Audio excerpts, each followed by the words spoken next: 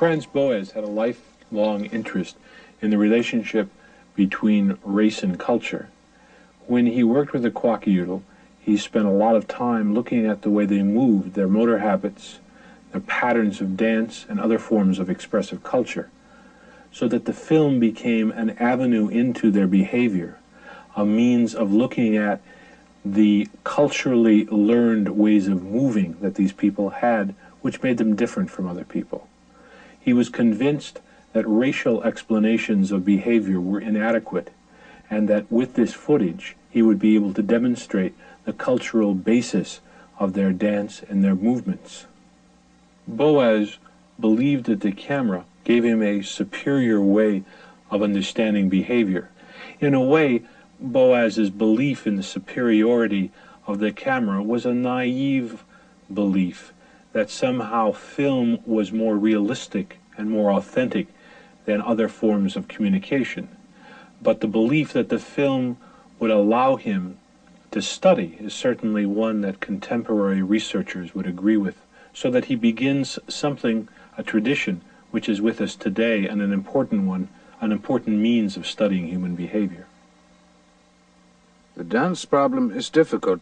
I hope that the films will give me adequate material for making a real study of the style-motor question. The relation between general motor habits and the dance is a complicated matter.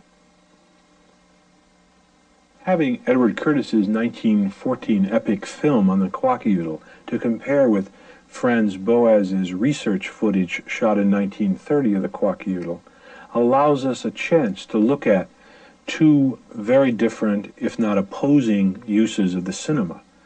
To Boas, the cinema and film was a means to study behavior, that is, to record the present conditions, but to look through them and to restore the behavior that was once there in the ethnographic present.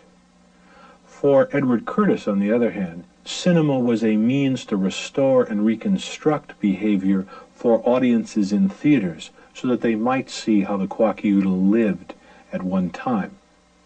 Curtis needed the image in front of the camera to be as authentic as possible, which required Curtis to spend a great deal of money having all of the materials for the sets built. He had the canoes built, he had the totem poles built, he had the false front houses built, and these were done by authentic Kwakiutl carvers, down to asking every actor in the film to shave their mustaches off, because authentic Kwakiutl never had beards or mustaches, according to Curtis, and to wear wigs because their hair was too short. That is, his concern for authentic detail was quite remarkable for the time. If we compare portions of the two films, it's very easy to see how these differences manifest themselves. For instance, if we look at the cannibal dance, we have with Boas footage for research, therefore footage without context. For Curtis, all of the emphasis is on making the image believable, so that we see something of what it might have been at one time. However, we are looking at Curtis's fantasy of what it might have been, rather than something that actually was occurring at the time. That is, he restored the behavior and reconstructed rather than found it. And you have to realize that anthropologists have a very, what's called a my people complex. That is, if you spend a long time working with a particular culture, you have a heavy emotional investment in seeing that your view of them is the dominant one. And of course, anyone who comes along and presents a different view is bound to threaten you.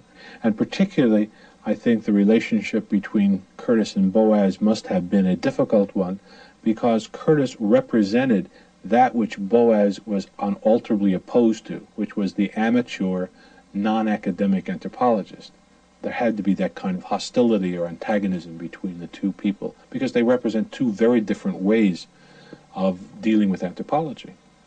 Boas went to Theodore Roosevelt and suggested that Roosevelt convene a committee of respected senior scientific people to look into the credentials of Edward Curtis, with the idea, no doubt, that Boas had of stopping Curtis from continuing his work.